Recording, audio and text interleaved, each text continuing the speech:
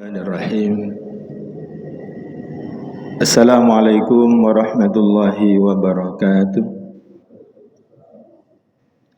Bismillahirrahmanirrahim. Alhamdulillahi rabbil alamin. Nahmaduhu wa nasta'inuhu wa nastaghfiruh. Wa na'udzu billahi min syururi anfusina wa min sayyiati a'malina.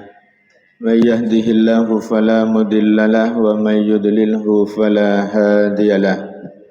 Asyhadu an la ilaha illallah wahdahu la syarikalah wa asyhadu anna Muhammadan abduhu wa rasuluh la nabiyya wa la rasula ba'dah. Allahumma salli wa sallim wa barik ala sayyidina Muhammad wa ala alihi wa ashabihi wa tabi'in wa tabi'it tabi'ina wa man tabi'ahum bi ihsanin ila yaumiddin, amma ba'd. Hadratil kiram, para alim, para ustadz, ustadzah, wabil khusus seluruh pengurus masjid, ketua DKM yang semoga dirahmati oleh Allah Subhanahu wa taala, seluruh jamaah, para mustami, Bapak dan Ibu kaum muslimin yang berada di rumah-rumah. Puji dan syukur alhamdulillah kita panjatkan kepada Allah Subhanahu wa taala. Allah memberikan rahmat dan nikmatnya demikian banyak dan besar, tidak pernah putus, tidak pernah henti. Nikmat iman, nikmat Islam, nikmat sehat, dan nikmat kita bisa hadir di masjid ini, sama-sama kita melaksanakan sholat subuh berjamaah. Mudah-mudahan semua ibadah kita yang fardhu, yang sunnah, semoga diterima, dikabulkan oleh Allah Subhanahu wa taala. Amin ya rabbal alamin. Mudah-mudahan bapak-bapak semuanya diberikan kesehatan oleh Allah Subhanahu wa taala. Mudah-mudahan kita semua mendapatkan berkah dari Allah Subhanahu wa taala. Berkah itu apa? Berkah itu adalah, kata Syekh Mutawalli Asy-Sya'rawi, bahwa berkah itu adalah jundun khafiyun min junudillah yursiluha liman yasha'u min ibadih. Berkah itu artinya tentara yang tak nampak dari tentara-tentaranya Allah, yang Allah utus atau Allah turunkan kepada siapa yang dikehendaki di antara hamba-hambanya. Fa in halat fil ma'al fa aksarathu. Kalau Allah lekatkan keberkahan itu kepada harta, maka harta itu diperbanyak oleh Allah Subhanahu wa taala, dicukupkan. Jadi kalau bapak-bapak diberikan keberkahan di dalam harta, maka hartanya itu menjadi banyak. Ya, walaupun misalnya yang diterima sedikit tapi cukup. Beli mobil cukup, berangkat umroh cukup. Nah, beli rumah baru lagi cukup gitu ya. Nah, itu namanya berkah. Wa in walad fa aslahathu. Kalau Allah lekatkan keberkahan itu kepada anak, maka Allah perbaiki anak-anak itu. Jadi anak-anak yang saleh, salehah. Tidak menyusahkan orang tua. Itu namanya anak yang mendapatkan berkah dari Allah Subhanahu wa taala.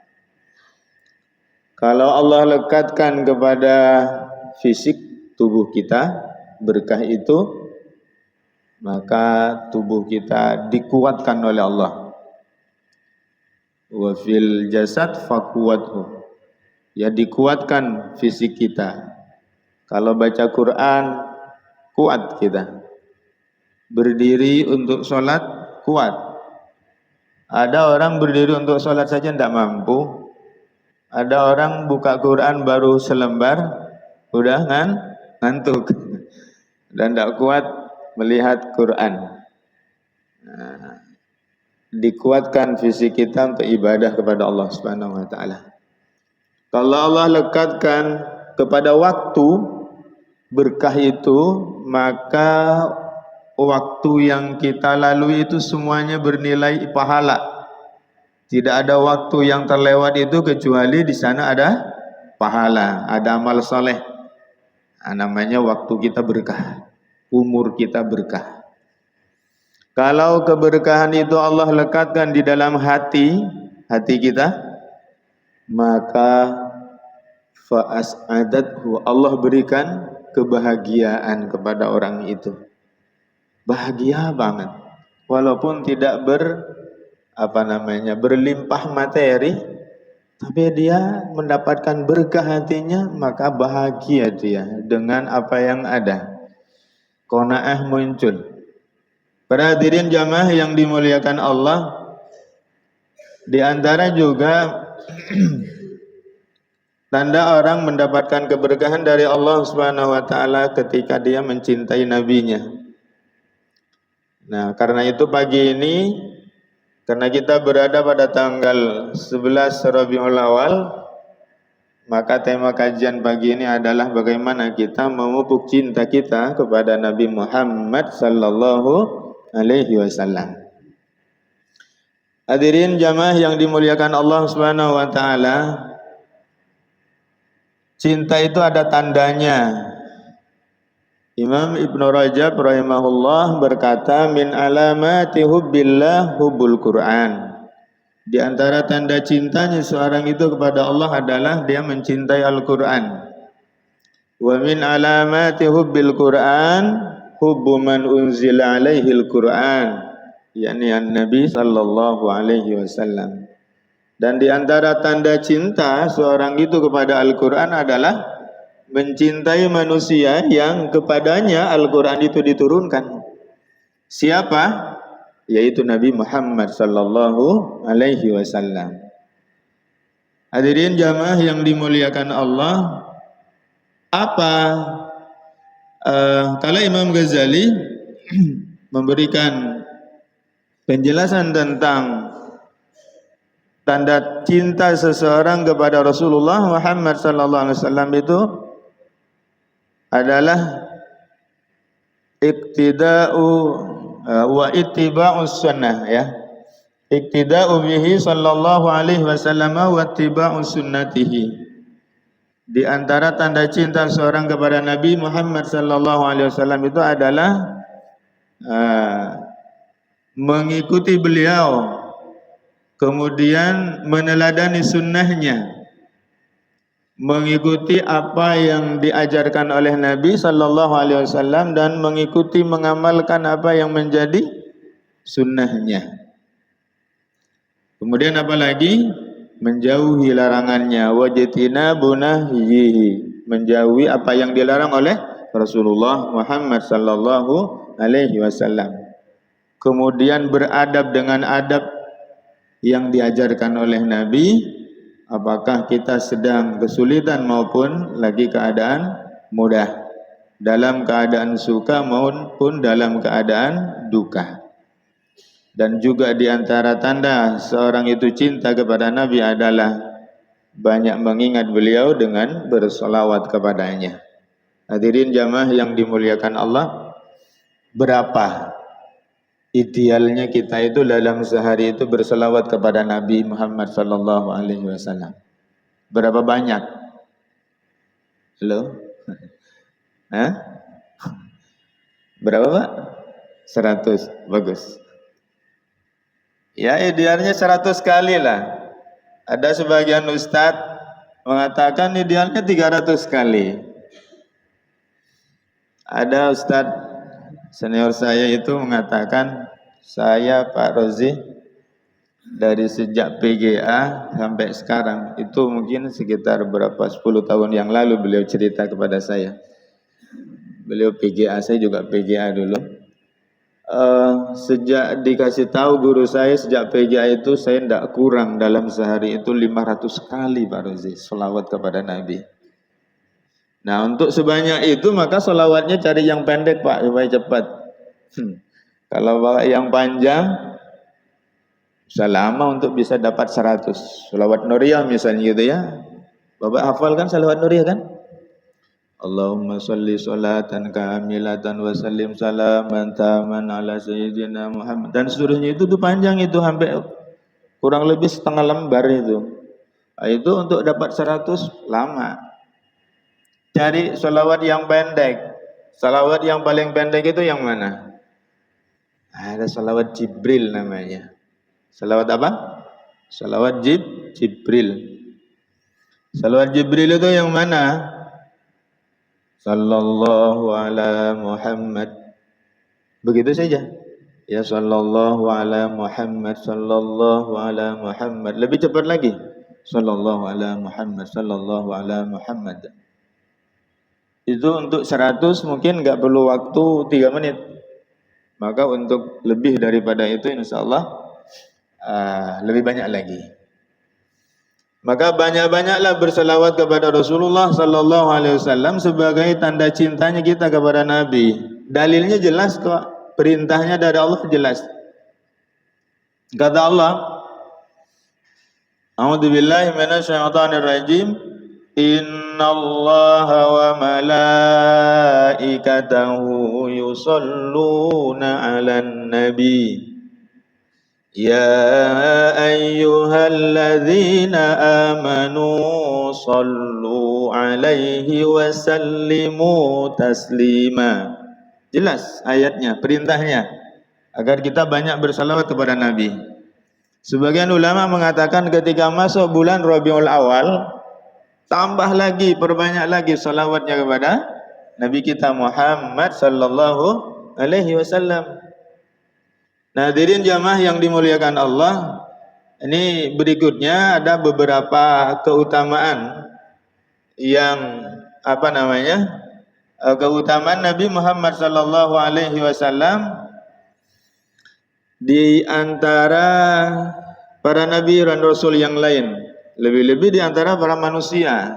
Karena Rasulullah Muhammad sallallahu alaihi wasallam itu manusia tapi tidak seperti manusia biasanya. Ya, Rasulullah itu manusia biasa tapi tidak seperti kita. Tidak seperti kita manusia biasa. Maksudnya gimana Pak Ustaz? Manusia tapi tidak seperti manusia biasa. Ya, kualitasnya beda lah. Kualitasnya beda, fisiknya juga beda. Rasulullah nggak pernah sakit. Sakitnya itu ketika pas mau meninggal dunia. Beda ya. Ibaratnya batu gitu, misalnya saya beri analogi misalnya batu itu kan banyak macamnya Pak, sama-sama batu. Ada batu gunung, batu koral, batu kapur, batu gamping, batu apa lagi? Batu karang gitu ya, batu akik. Nah, yang mana yang bagus di antara sekian batu itu? Yang lebih mahal batu yang mana? Batu akik gitu ya. Adakah lebih bagus lagi daripada batu akik? Ada mungkin gitu ya. Nah ibaratnya begitulah, banyak manusia di antara manusia itu. Tapi Rasulullah itu adalah manusia yang dipilih oleh Allah, manusia terbaik. Baik dari sisi fisiknya, nasabnya, kemuliaannya. Terkumpul pada diri Nabi Muhammad sallallahu alaihi wasallam. Jadi cinta kita kepada Nabi Muhammad sallallahu alaihi wasallam itu perlu dibuktikan. Buktinya apa? Kita buktikan dengan ketakwaan. Ya, apa yang diperintahkan oleh Allah melalui Rasulullah kita ikuti, kita amalkan. Kita jadikan Nabi itu suri teladan yang baik bagi kita. Ya, dalam segala aspek kehidupan kita. Tahun lalu seperti bulan begini juga saya ingat dalam dokumen file saya tahun lalu saya menyampaikan tentang Quran surah Al-Ahzab. Laqad kana lakum fi Rasulillahi uswatun hasanah. Itu ayat Al-Qur'an yang menjadi dalil bagi kita wajibnya kita menjadikan Nabi itu sebagai suri teladan yang baik bagi kita. Dan ayat itu ada di surat Al-Ahzab. Surat itu bercerita tentang perang Handak, perang Parit. Nah, di ayat 21 itu ada ayat seperti itu. Artinya apa? Yang diteladani dari Nabi sallallahu alaihi wasallam itu bukan hanya ubudiyah fardiyah, apalagi juga cuman akhlak dalam hal apa namanya? Sifatnya pribadi gitu. Memang itu juga, tapi bukan hanya itu. Dalam hal berperang saja Allah perintahkan kita itu mencontoh Nabi sallallahu alaihi wasallam. Kenapa? Ayatnya ada di di surah itu. Surah yang bercerita tentang perang Ahzab itulah. Nah, hadirin jamaah yang dimuliakan Allah, maka bukti cinta kita kepada Nabi sallallahu alaihi wasallam adalah menjadikan Nabi itu suri teladan bagi kita. Seluruh aspek kehidupan Nabi sallallahu alaihi wasallam. Ini ayatnya. Nah, jadi kalau begitu apa hukum mencintai Nabi sallallahu alaihi wasallam? Hukum mencintai Nabi itu wajib, fardhu. Sebagai bukti cinta kita kepada Allah dan sebagai konsekuensi keimanan kita kepada Rasulullah Muhammad sallallahu alaihi wasallam. Iman kepada Allah, malaikatnya, kitabnya, rasulnya. Nah, kalau kita beriman kepada Rasulullah Muhammad sallallahu alaihi wasallam, mestinya kita harus mencintai Nabi. Bahkan kata Nabi harus lebih dicintai dari semua yang ada. Cinta kepada istri, oke. Cinta kepada anak, oke. Cinta kepada orang tua, oke. Tapi jangan sampai semua itu mengalahkan cinta kita kepada Allah dan Rasulullah Muhammad sallallahu alaihi wasallam. Artinya apa? Kita harus menempatkan cinta kita kepada Allah dan Rasulullah itu di atas segala-galanya. Kalau kemudian cinta kita kepada keluarga kita, istri dan anak kita menyebabkan kita lalai kita daripada Allah dan Rasulullah, tidak boleh. Maka harus apa namanya? Diatur sedemikian rupa agar tetap mencintai keluarga tetapi kemudian tidak melupakan Allah dan Rasulnya. Tidak menggeser cinta kita kepada Allah dan Rasulullah Muhammad sallallahu alaihi wasallam. Kata Nabi apa? La yu'minu ahadukum hatta akuna ahabba ilaihi min waladihi wa walidihi wan nasi ajmain. Tidak beriman salah seorang di antara kalian hingga aku lebih dicintainya daripada anaknya, daripada orang tuanya dan daripada seluruh manusia.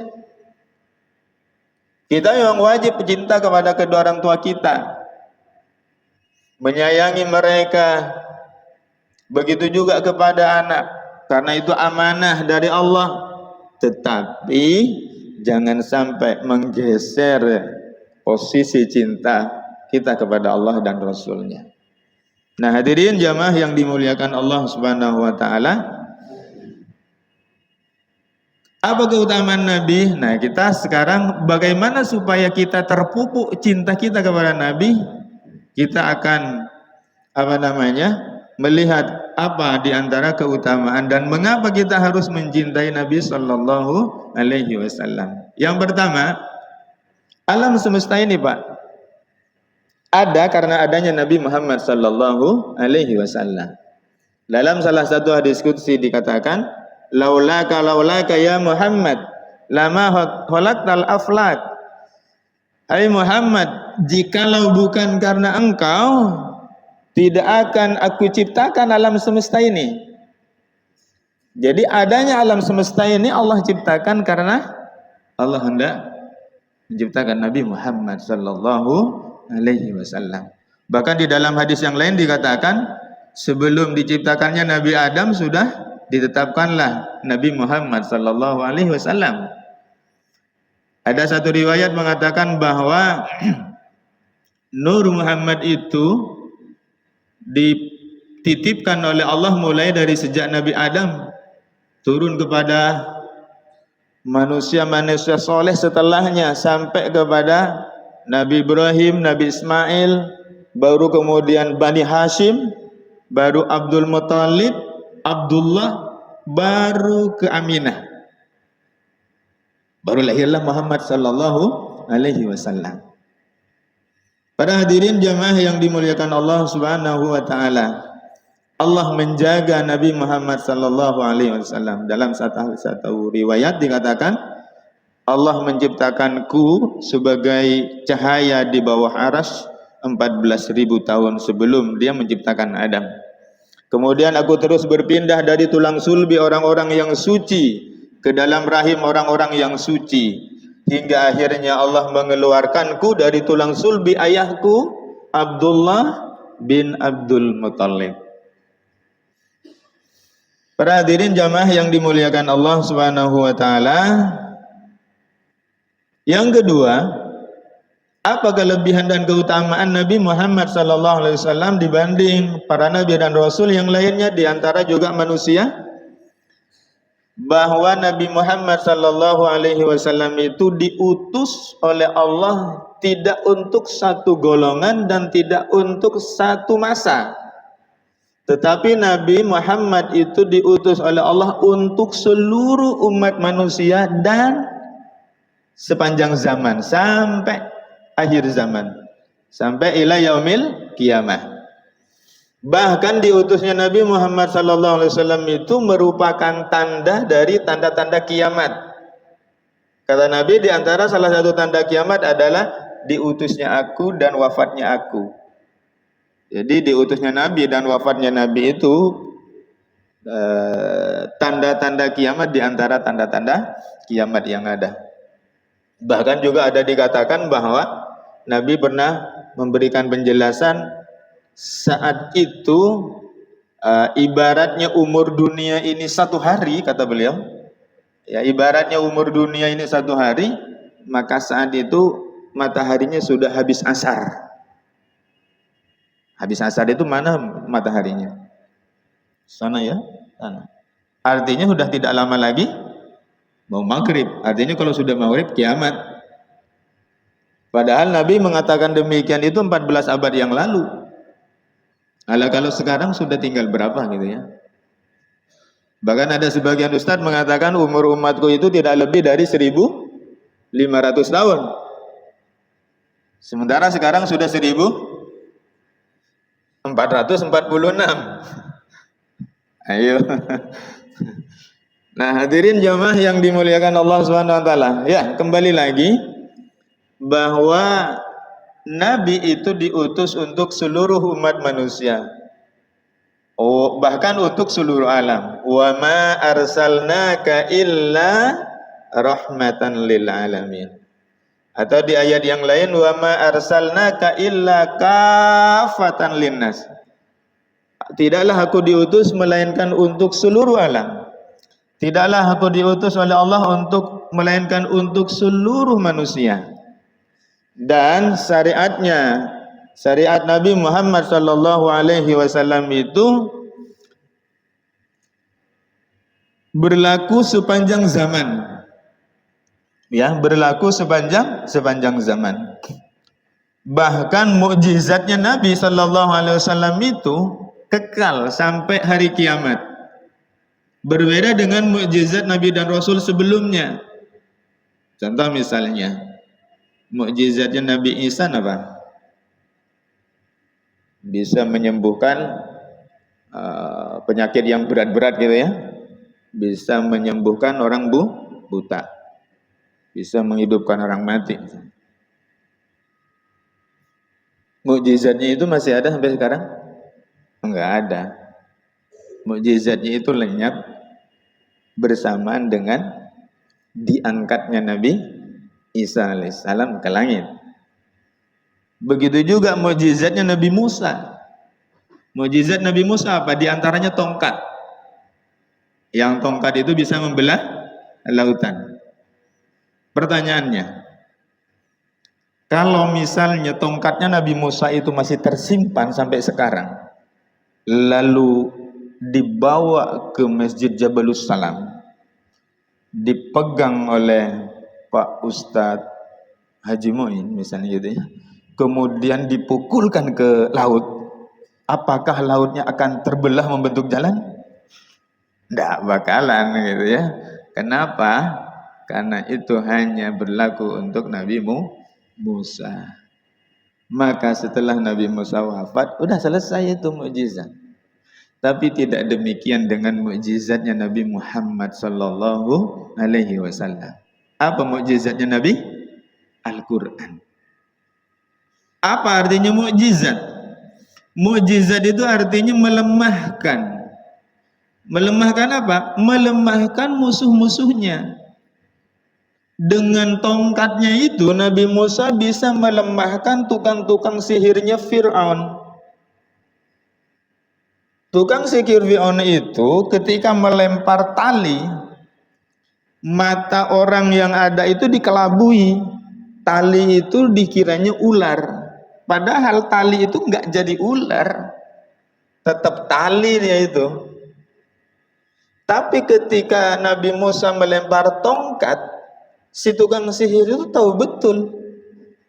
Ini bukan sihir ini beneran ular gitu ya. Karena dia tukang sihir ngerti.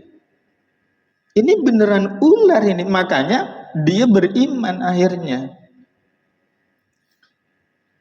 Hadirin jamaah yang dimuliakan Allah. Karena itu menundukkan, melemahkan mukjizat itu. Tapi sekali lagi, setelah Nabi Musa alaihissalam wafat, maka mukjizatnya itu pun hilang. Al-Quran, Nabi Muhammad SAW telah wafat 14 abad yang lalu. 634 lah katakan Nabi SAW itu wafat. Tapi mukjizatnya Al-Quran sampai hari ini. Apa kemukjizatan Al-Quran itu?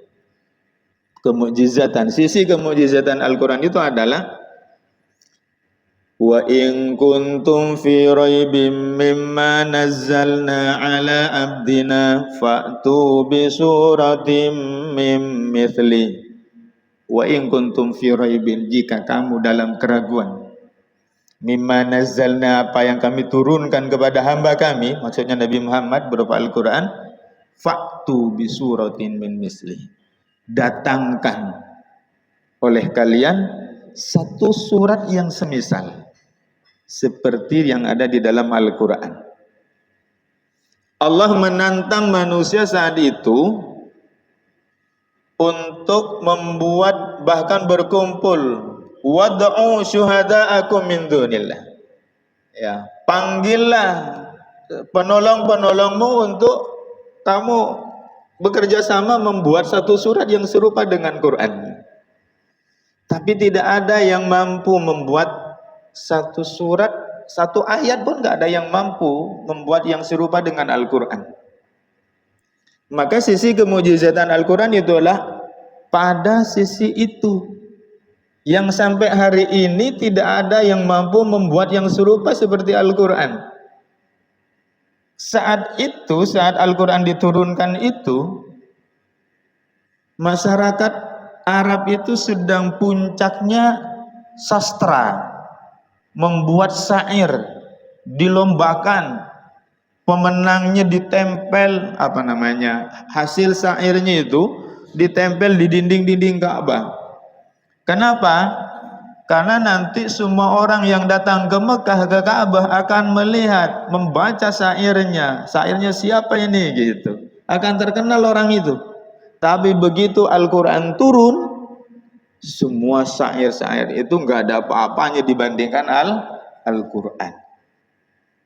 Berhadirin jamaah yang dimuliakan Allah, runtuhlah, lemahlah orang-orang yang membanggakan syair saat itu, para penyairnya pada runtuh, pada lemah. Nah, hadirin jamaah yang dimuliakan Allah. Kemudian yang ketiga, kelebihan Nabi Muhammad SAW, keutamaan Nabi dengan Nabi yang lainnya adalah bahwa doa-doa kita itu tidak diijabah oleh Allah kalau tidak didahului dengan salawat. Kalau tidak didahului dengan salawat kepada Nabi Muhammad sallallahu alaihi wasallam. Dari Umar bin Khattab, beliau mengatakan, "Inna doa mauqufun bainas sama'i wal ard." Sungguhnya doa itu terhenti antara langit dan bumi.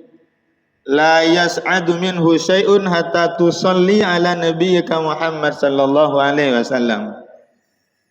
Ya, tidak ada yang naik darinya sedikit pun sampai engkau bersalawat kepada Nabi sallallahu alaihi wasallam. Umar bin Khattab mengatakan demikian.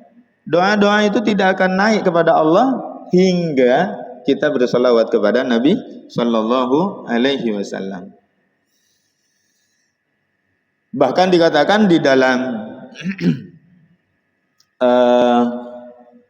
hadis qudsi, wa izzati wa jalali, demi keagunganku dan kemuliaanku, law atauni min kulli tariqin wastaftahu li min kulli babin lama fatahtu lahum hatta yadhulu khalfaka. Andai manusia atau andai mereka itu Muhammad mendatangiku dari setiap jalan untuk menuju kepadaku dan mengetuk pintu dari semua pintuku, aku tidak akan membukakan untuk mereka hingga mereka masuk berada di belakangmu. Nah gitu. Artinya apa? Doa kita itu ketika kita meminta kepada Allah, maka kita harus berada di belakang Nabi. Artinya bersalawat dulu kepada Nabi. Karena itu adab berdoa itu adalah setelah hamdalah ya memuji kepada Allah, kemudian disertai dengan sholawat, baru apa yang diminta. Itu adab berdoa. Baik, saya akan bercepat.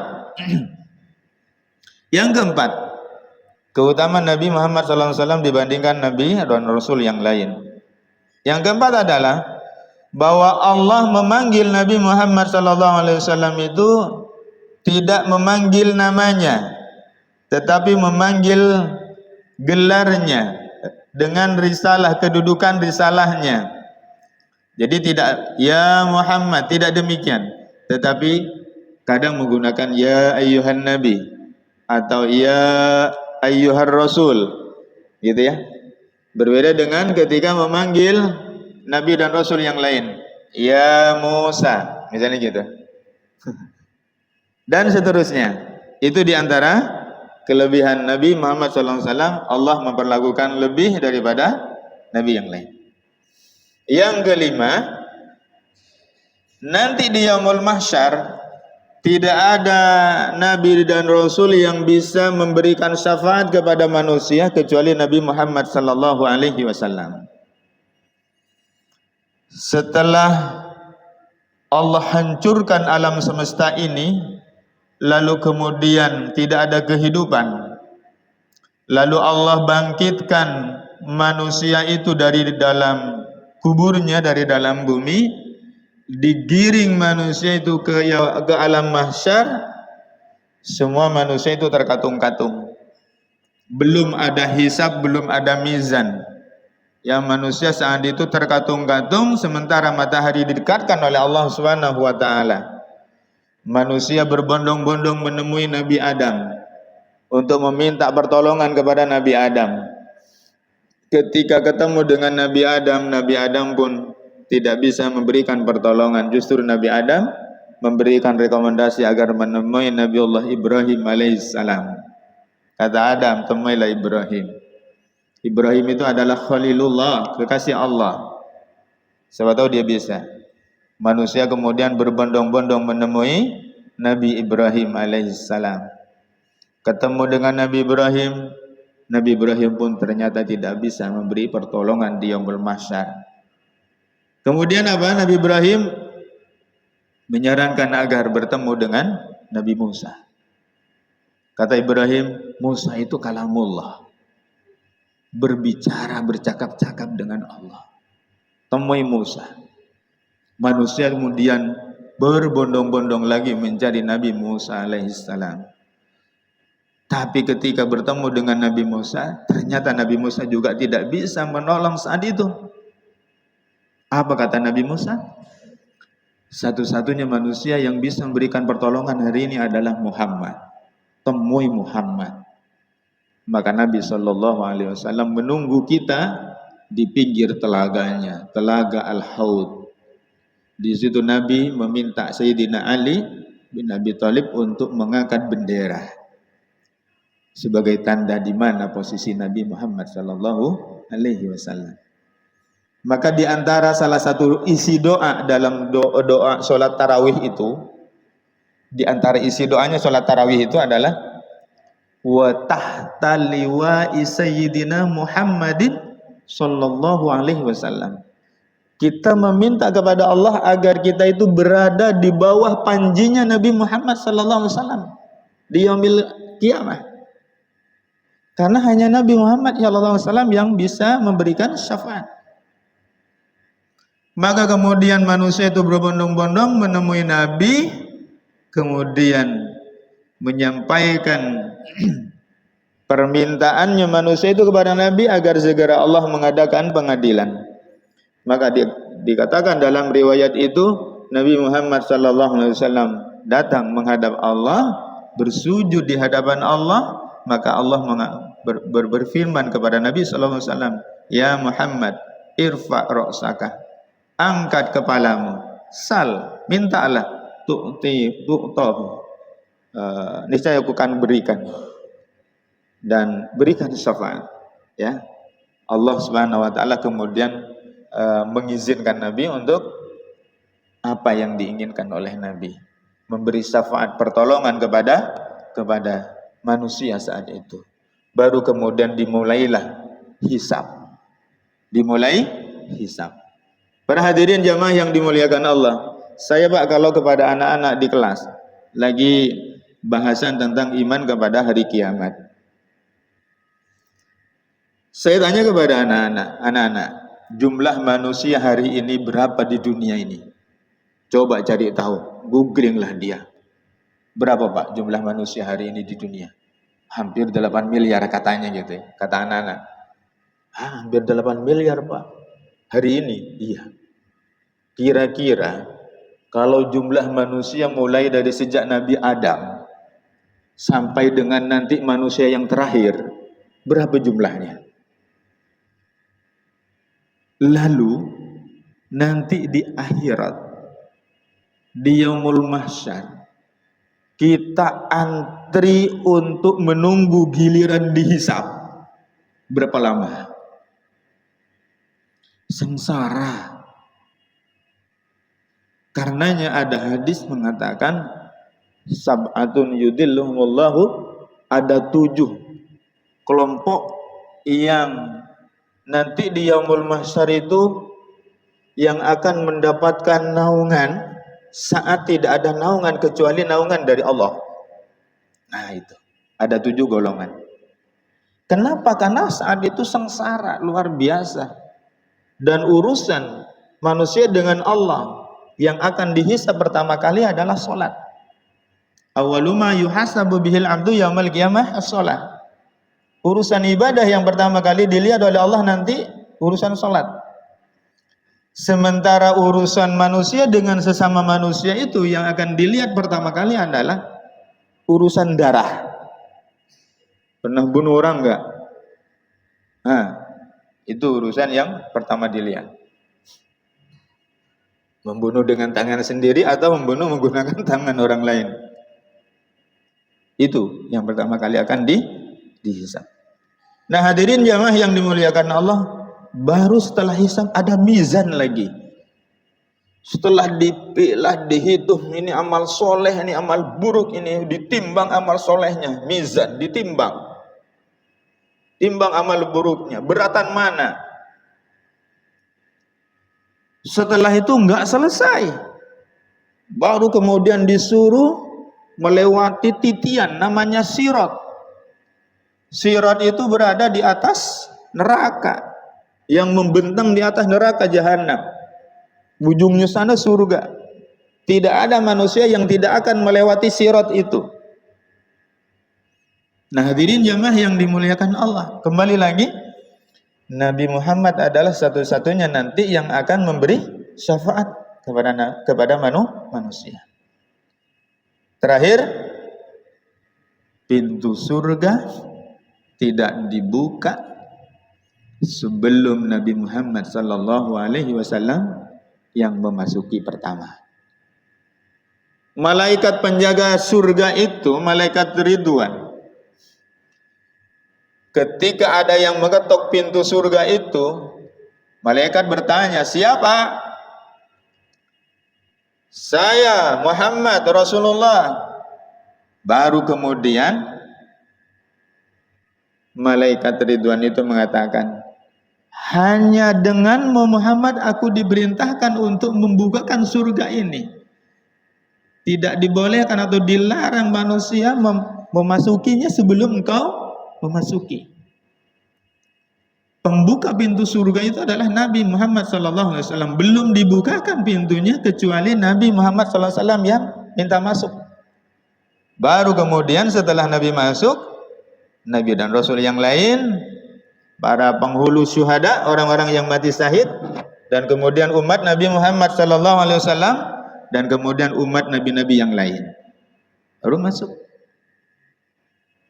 Hadirin jamaah yang dimuliakan Allah, dengan demikian mudah-mudahan terpupuklah cinta kita kepada Nabi SAW, banyak berselawat kepada Nabi, terutama saat ini adalah bulan kelahiran Nabi SAW. Yang kedua, jadikan Nabi sebagai suri teladan yang baik bagi kita dalam seluruh sisi kehidupan, aspek kehidupan kita, baik ibadah mahdoh, ibadah ritual, ibadah fardiyah, ibadah sosial, dalam hal ekonomi, dalam hal berpolitik, kacau balau hari ini, ya.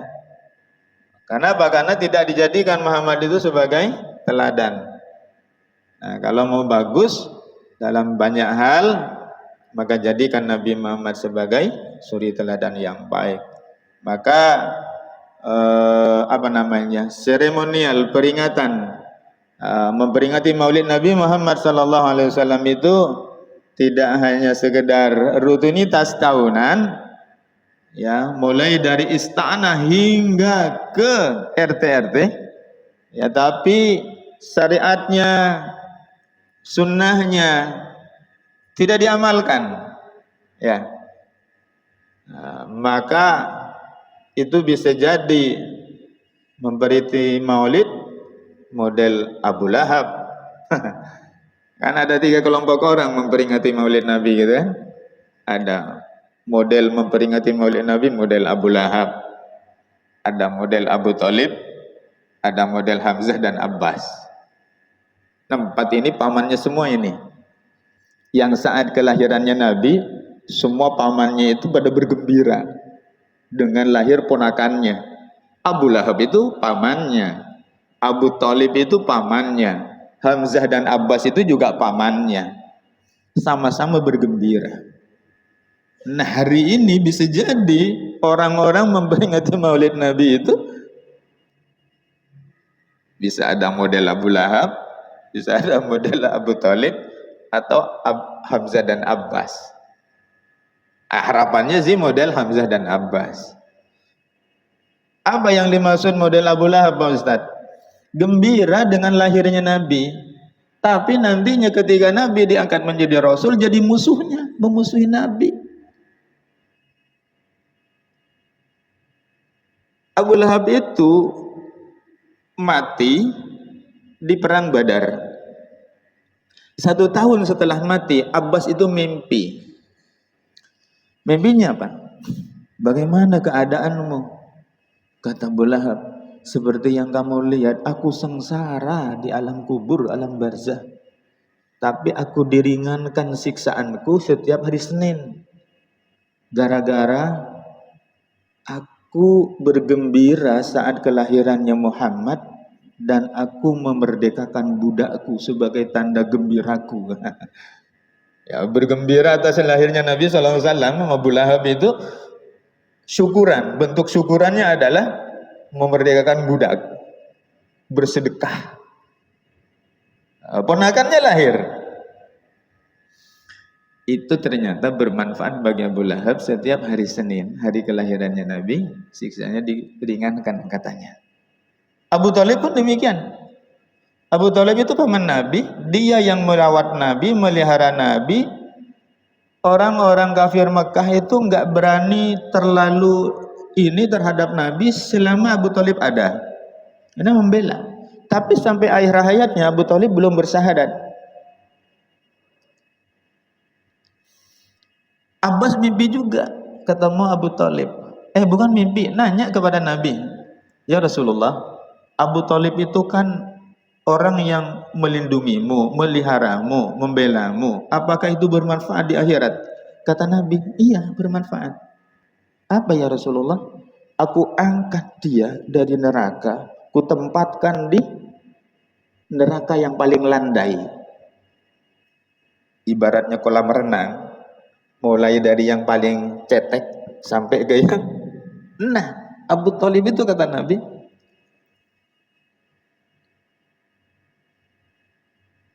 beda dengan Abbas. Abbas dan Hamzah itu, Abbas itu disebut Asadullah, singanya Allah. Singanya Allah. Kenapa disebut singanya Allah? Berhadapan duel dengan Abbas itu tidak ada yang tidak kalah. Abbas itu enggak terkalahkan dalam perang. Dia terbunuh di perang Uhud itu karena dibokong, ditombak dari jauh. Siapa yang nyuruh?